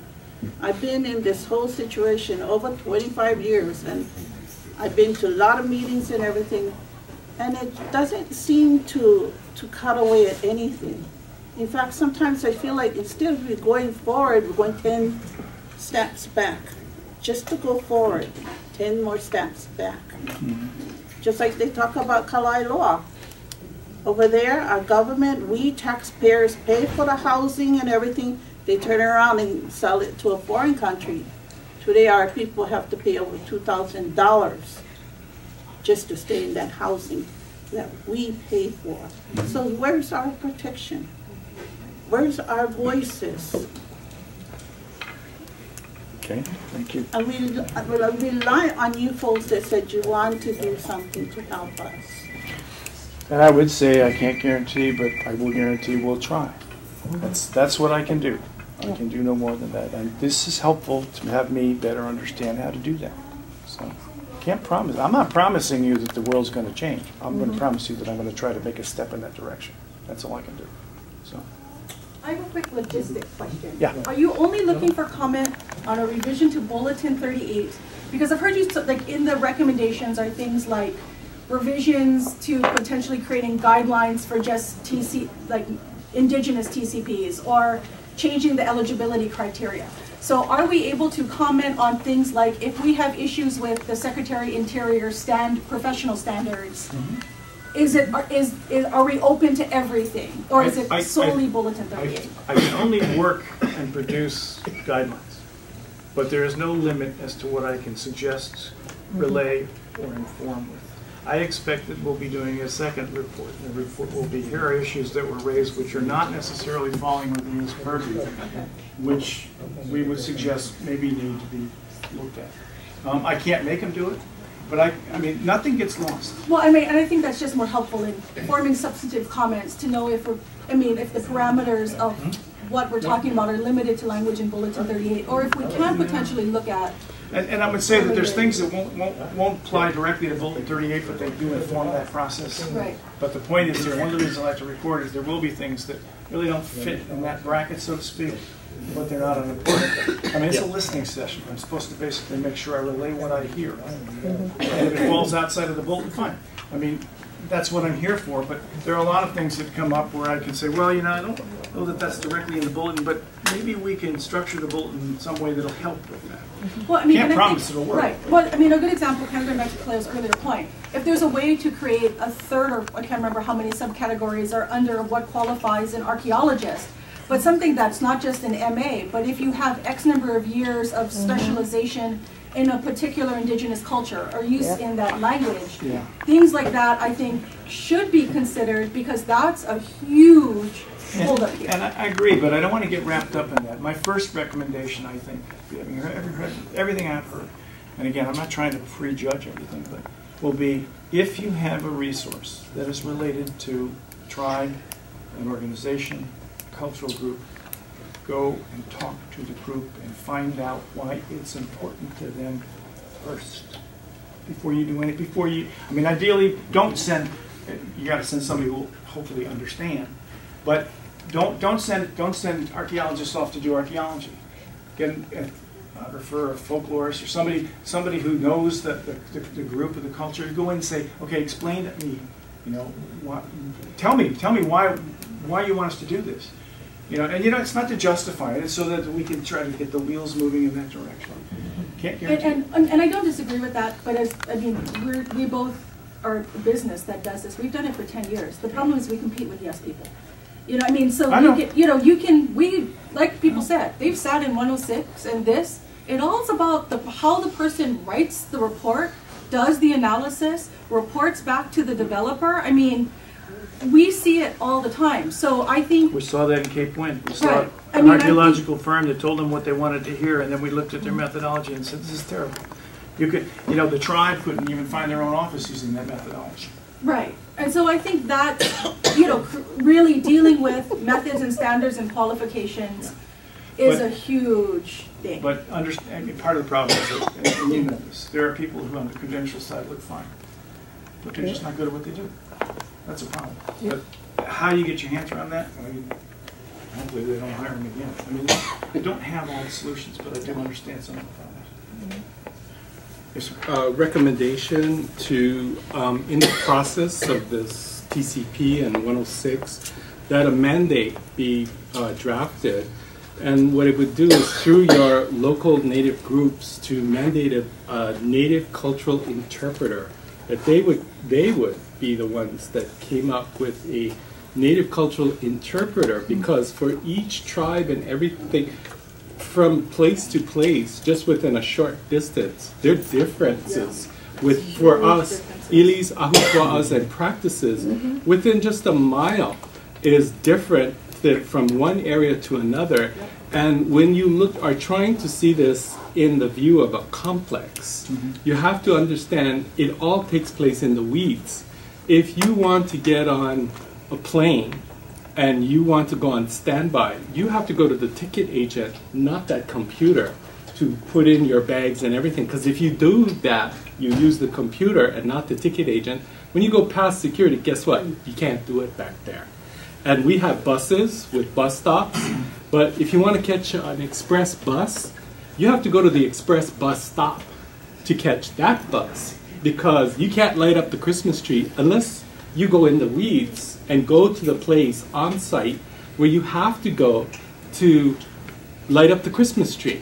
And so what's missing in this greater conversation for the takeaway is that a native cultural interpreter specifically deals with the the talking with the native groups and bringing out that point of view that is agreed upon, that this is the person that has the knowledge and has the trust and reliability to deal with what you're saying, bottom up.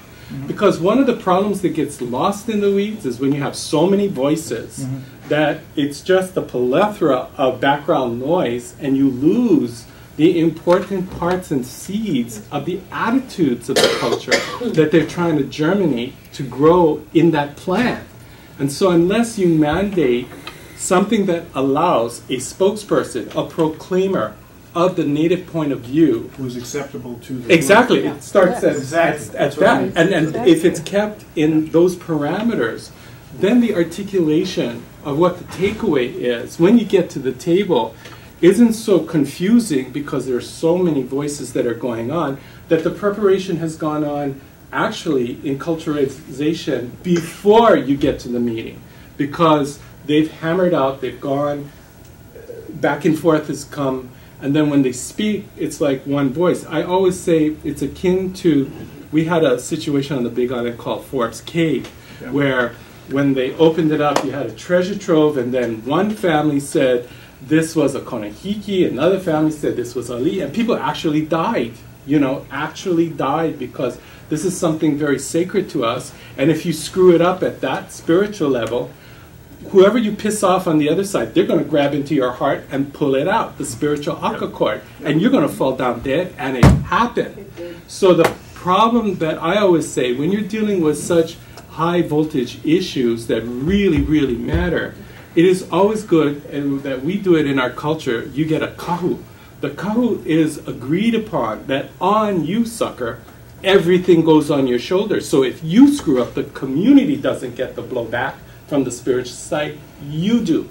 So then it's agreed that Papa or Auntie has reached the level of qualification, trust, and reliability within the community to shoulder that ongoing working relationship to all the parties involved, so that you don't have this war and battle clash between two separate ideas, but it is metered out where it belongs, which is in the family, in the body politic of the family. And the greater takeaway for everything is that it is working from the grassroots level, and it's dealing with people's value sets that are so important, where if you step on them in a meeting, you break the trust, and all of a sudden, as you see, this room has evacuated, not because of the time, but because of the trust level, the feelings of betrayal, because what we feel technically is important. We hear you saying you understand, which I believe you really do, and you're still here. You're still I'm not here. sure I'm there. But the bridge is not there.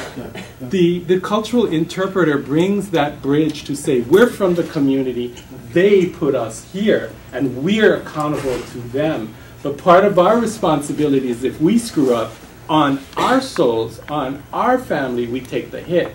And they individually get the pass. So they get the good stuff, we take the hit, and you get to understand why we're so passionate. Because our family is at risk if we get it wrong, not just on the physical side, but Piko here, which is our Akakor to the Keakua, God. Piko in our heart, that goes out to the intention of where we came. And Piko here, where we came from our descendants, that we are standing on their shoulders as the living voice, or better yet, as the avatar, the body that they can akua noho, because it does happen in our groups where noho happens, where they will be afforded to jump into us, and we will go, not like this, but on a long diatribe that we don't even know that what happened, and someone said, oh, that was really good, and what happened? Because our ancestors jump in and do the speaking for us, but we allow the vessel to be there to give them voice. If I was approaching a group, how would I ask the question about who that person would be? I'll divert quickly. I will answer that. Like in anything else, you ask a doctor group to find out the doctors, right? You don't just ask the general community who they would pick to represent them to be the doctor. Other doctors would pick who they felt. Same thing with practitioners. It is the practitioners themselves that must choose their own people, because only another practitioner will know someone else that has that ability. It cannot just be the general public. And I think that the question shouldn't be, how can you identify who in the group will be that person? It is just because we will tell you. But it will come from those that have that wisdom and not from the general public. I would approach and I think this is a conversation who do you want me to talk to? Yeah, this conversation is at a level right now with some other practitioners who are actually coming out and saying, you know what, maybe the time for being silent is over, because so much misinformation is out there that we have to come forward and we have to start coming out and saying what our practices are, what do we do, and all of that, because keeping secret has actually cost us a lot, and it continues to hurt us in such a way. So some of us are in the process of gathering to come to terms with that very subject. Who do you go to? Who should you be addressing? And not every practitioner is going to know every single thing. In other words, you cannot expect a kumuhula to know everything. Their expertise is in the hula and that line. We cannot go to them for everything. I cannot go and do what he does. He cannot go and do what I do. It's these specialities that need to be vetted out, and this group that will form, inclusive, nothing is exclusive, but then you will have an avenue to go and get these people to be the experts, like how you would go get an archaeologist, how you would go get an ethnographer, for lack of a better word, or, you would be able to get this cachet of people. The cultural interpreter can also be a chorus. It doesn't have to be specifically one person, because multiple disciplines and multiple schools have different places. But it should be affected with the area, because we always are. It's based on area, subject matter, right? I mean, there's a whole multitude of considerations. So like, if you're going to a certain place, if it's Limud and it's Eva, you go Uncle Henry first. If it's Eva and Evie, you go to Mike first. I mean, so you're going to have, if you really know the community, there are at least key point people based on genealogy, family, subject matter. I mean, a whole range of things that, if nothing else, become point people for the conversation. Yeah. And then oftentimes, once you contact them, they'll say, oh, you should go talk to auntie so-and-so. And then that sort of, that contact person typically becomes that cultural interpreter, right? That's somebody's auntie, or that was my kumu, or whatever the case, and then that person facilitates. But the problem becomes, professionals come in and hop over that person. That's true. And then that's where it becomes problematic, is you have too often either professionals coming in, or the agent, even worse, the agency is trying to handle 106 or Bulletin 38 or TCPs, like the staff professionals on their own doing them now because they don't have fines.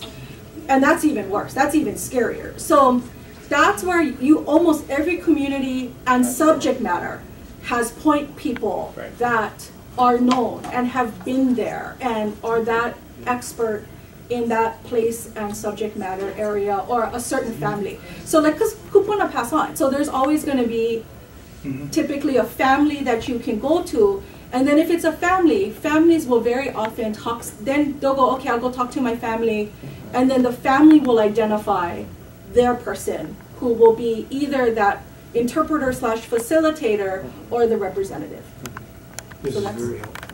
Yeah. This is very helpful. Native Hawaiians are very different than Native Americans in that regard. Very different. And this We've is not said something that I was from day aware of. one. I mean, I know the issue of kinship relations are very important, but this is helpful. This is called in the weeds. Yeah. Because But but it's in the weeds stuff. I mean, because you have to start there. Yeah. And they're not going to start there. I mean, if we can explain to some degree why you need to start there. Right. Exactly. I can't make them do it, but at least I can lead them Well, to the that's trouble. what's hard about the NHO list, right, that the Department of Interior holds. That's this weird self-identified, I mean, it's a lovely list, sorry, Interior. But the problem is, it's not comprehensive by any way, shape, or form. You really have to, and he was absolutely right, I wanted to stand up and applaud. You can have families that live next door to each other and have different traditions and practices and beliefs, and cared for different burials, or cared for different, my husband's family is from Molokai. There was a particular freshwater spring that was theirs to take care of. Tiny spring, but their site. So those are the things where this idea that you can consult, like with one person and that covers an island or a huge landmass, it has to be so specific. And it's not impossible. You need standards, and it's legwork, and it shouldn't be done by, I mean, in my opinion, it shouldn't be done by outsiders. You need people like, Mike's a great example. Like, I would never go into Eva if I wasn't talking to him or Uncle Henry. That's just respect. Yeah. Interesting. That's very helpful. Not quite sure. Again, I got to chew on it for a while, but you told me something that I've never heard before. It's important, and it's very different than anybody else. Yeah. And I hear this all the time, that, oh, you know what? You take care of certain things because it's a family responsibility, right? But it's not necessarily everyone in that family. And that's the misconception that a lot of people have. It is passed down to one. The tradition bearer. One. That's traditional. No, but like Mike said, it's somebody's responsibility to take it on. Yeah. What he said is absolutely But I right. wasn't quite finished with my thought. What I was trying to say is that it was passed down to one traditionally, However, we're having many come forward just because they are family to that practice. And that's why I'm saying that can only be vetted out by other practitioners. Because only a doctor can tell another doctor you're full of it. Right? Because they know. Only another practitioner can tell another practitioner, I don't think so. So, and I think this conversation needs to be expanded upon in many different ways. I don't know if the rest of the people are so interested in, because it's almost 8 o'clock, but I would appreciate, spending some time after this meeting with you. Sure. And then you're next. I feel like we already have a model for historical homes or for historical properties that we can follow, and it's called Mauna Ala. And Mauna Ala was a piece of property where our elite are buried. It's called the Royal Mausoleum, and it doesn't fall under the United States, and it doesn't fall under the state of Hawaii. It's managed right now by DLNR, and it was an act of Congress. Robert Wilcox, who was the first senator, one of our own, that went to lobby, and the Queen signed it. So I feel like that's the model in which we should follow, that all of our properties, all our historical properties, should fall under Mauna Ala, that type, where it's kind of like in limbo. It's considered Hawaiian land, only the Hawaiian flag flies there. Because that's kind of where we are as a people. We are in a point where we're not American, and we don't feel like we're in like an awkward place right now. So that's what I feel. That's just my mana'o. I think the federal funding will go away if we have this thing that comes under the DLNR, but that's what I feel. I also am the 8th generation to manage our kuleana, and I have, we're upland, so I get the whole water deal, but our water was diverted 3 generations ago. So it's going to affect the fish ponds. And I also think that our secrets keep us safe. Yeah. So that's all I wanted to throw out there, that Mauna Ala is a model that I think all Hawaiians, whether on this side or that side, is something that we can follow. It's something we've looked at to protect our ancestral lands. So, but it was removed from the public domain. So it's something that I think is pono, because it doesn't fall under anybody. Well, right now it's being cared for by DLNR. But that's kind of what I want to see. I want to see the Hawaiian flag only on all our historical properties. I want to see that for our land too. I want to see the water let go. I want to be able to farm in this traditional way like my ancestor did. And so all that's got to change. Yeah, you know where the problem started, right there. That's where the cancer began. I understand. So it's not very hard, but then they're trying to act like they have the answer for us. I get it. Yeah, so let's not get, we know the answer. I get it, yeah. So it's just, that's just kind of my monologue. Mahalo. Continuous continental U.S. boundary. Continuous continental boundary of the United States. Contiguous. With Magic's Floor 48. Everything from Southern America to Northern America is a continuous United States. Okay? How is it that Hawaii is part of that? Okay? You talk about boundaries. Kanaka themselves knew the boundaries from the mountain to the ocean, from sunrise to sunset. They knew everything within their boundaries. They didn't go maha'oi or go to somebody else's land and go, oh yes, this is for taking. My stance, I'm like you, I'm an outsider, to be honest. I'm an outsider. But for the protection of these Kanaka, I'll put my life on it. Keakua is my witness. Because you know what? The thieving of these people. For example, a family that lives in Ahupua'a, their water is taken to another Ahupua'a, and they get charged for that water to go back to them. Illegally, by the city and county. Everything in Hawaiian kingdom is sacred, regardless if it's from the mountain or to the ocean, because it was their livelihood.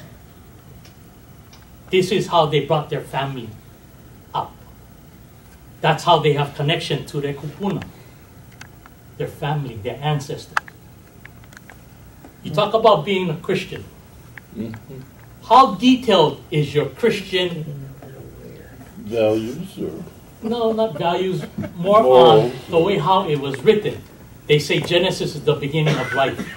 The Kumulipo goes in detail to how Kanaka was created, to how people was created. Every Kanaka in here have a different idea, a different concept. They have a different responsibility. And there's time frames from 1893, even previous to that time, that they had basically controlled their way. They were knowledgeable. They're very knowledgeable. Mm-hmm. Because you know what? Everything they did in two. They compared everything, from animal to mountain to the ocean, to the fish. Everything had comparison. They were balanced. Society is not balanced. For why? Because of money, position, and status. Kalamai, for those that are educated by the system. I have never been educated by the system. I don't believe in the system because the system benefits the system, not Kanaka, not this people. It's all about money. If a farmer has vegetables and you have money, okay? If the farmer tells you, I'm not going to sell you my plants, what you going to do with your money? Are you going to eat your money? A protection that you say is for Hawaiians. Better word, Kanaka. When you use a Hawaiian terminology, it's those that are born here are Hawaiians. Are native Hawaiians. They don't have the koko. Right. The Hawaiian is the one that took allegiance to the kingdom. The Kanaka Maoli are those with the blood, and we're the only ones with the standing here. And you shouldn't come here and dismiss us like we don't exist. You should step aside, go back where you came from, go do your archaeological work where you came from. You've got enough to worry about, and let us deal with our own business. Mind your own business. Okay. Any other questions or comments? I have a couple of questions, and it's just really just for context. Have you been conducting the consultations yourself personally with every single organization, every tribe? Have you been going and doing this outreach since 2011? Because it's 2013 now, right? Yeah. So you've been doing it this whole time, you yourself. Yeah. Do you have any other support to help you in this process, or is it just you? Mostly me. I have a staff person who accompanies me from time to time. Okay. So you've been in that position since 2011. Do you anticipate that you will be there longer? I guess because it seems like there's a certain amount of information that you still need to gather about what you, like maybe you don't have enough context yourself. And I'm wondering if you're going to be able to accomplish that before you intend to publish the results of your report, because you know, if we have to we're going to have to educate another person. Do you think you might be leaving and somebody else might have to come in and be educated, or do you think you'll hang in there? I have no intention of leaving. Okay. You know, I can't promise you, that I won't get hit by a bus tomorrow. But I would say this: that's the reason for doing multiple drafts. I can slow that process down as much as I need to, but I need to get something where people can look at it in the rough, really react to it. I need that. I'm at the point, we've done a lot of consultation. We need to move that in the next few months forward to putting something down on paper that people can go at. At least that's what I have to do to move this process forward. The deadlines are relatively fluid. I'm pushing to try to move it forward to get it done because I think it's necessary to have it out there. But I'd rather do it right than do it over. Yeah. Well, and so along those lines, would you be offended if any persons in this room or any persons who are interested decided that they wanted to get together and form their own little subcommittee so that they can provide you with the kind of support to make sure that the process doesn't kind of fall through the cracks or, I'd welcome it. And I'd welcome it, and, having, group, probably do it on the phone, but I mean, having some conferencing on that. Sure. I mean, I am not adverse to trying to get it as best we can. And frankly, I can't do it without you. I mean, the whole concept of you brought up tonight, and again, it's the way your kinship networks are structured are very different from anything that I've seen before. It's one of the reasons why I'm here. I need to find out these things. Now, I'll do the best I can to react to it. It'd be great to have some. That's going to be different than anything else, because It just has to be.